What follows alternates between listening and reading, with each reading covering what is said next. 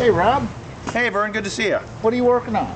Well, I'm trying to work on this week's weekend football update. I'm having all sorts of problems. Oh, yeah? What's the problem? Well, you see, there's really only a handful of ways that you can say that one team beats another.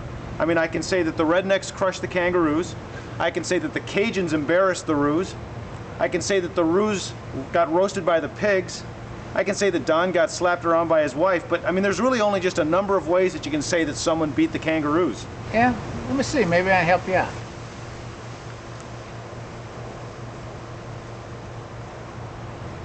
You know, why don't you just make fun of that tennis geek there in the yellow satin jacket and be done with it?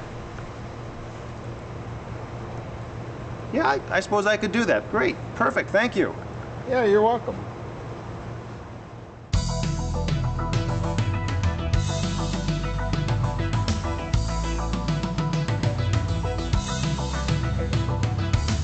We start with a one-sided tragedy as the Pigs routed the Chicks 99-47. Dave's rotating quarterbacks faster than Paris Hilton's swap spit, but for now it seems to be working for the Pigs. We've been pretty hard on Dan lately, so I'll cut him some slack this week. We won't talk about the active roster full of bye-week players. The injured reserve player left on the bench with 9 points while another didn't score a cent. A benched head coach who outscored every other member of the squad. No, Dan, you're excused this week. Jeff's Rednecks ransacked the Wives 107-72 as the Wives confused leading rusher Thomas Jones and his 32 points with crooner Tom Jones.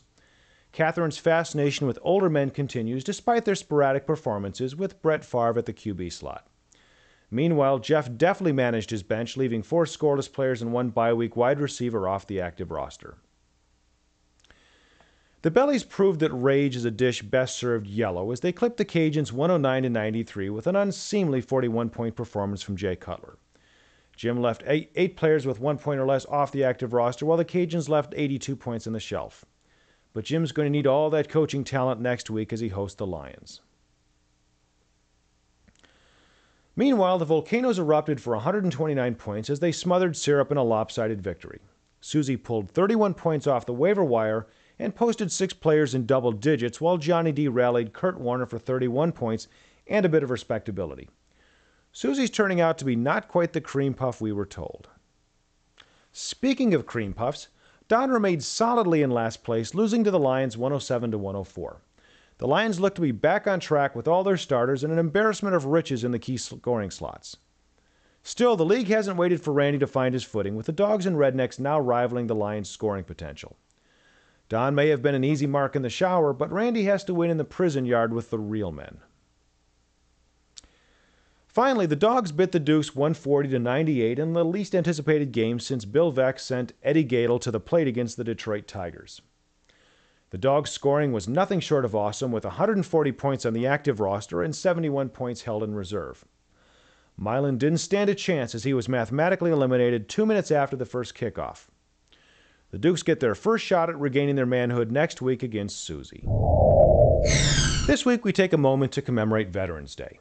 Veterans Day honors the sacrifices made by individuals who've served their country through one of the military branches. These include the Navy, Air Force, Army, Marines, Coast Guard, Park Service, and the Postal Corps. Together, these organizations protect our American way of life through values such as honor, respect, and really clean bathrooms. Our veterans are a humble group. Some publicly disavow their medals upon returning from duty, though most do generally avail themselves of the retirement benefits. Here in New Orleans, community organizers arrange an annual parade, usually hosted by a public celebrity.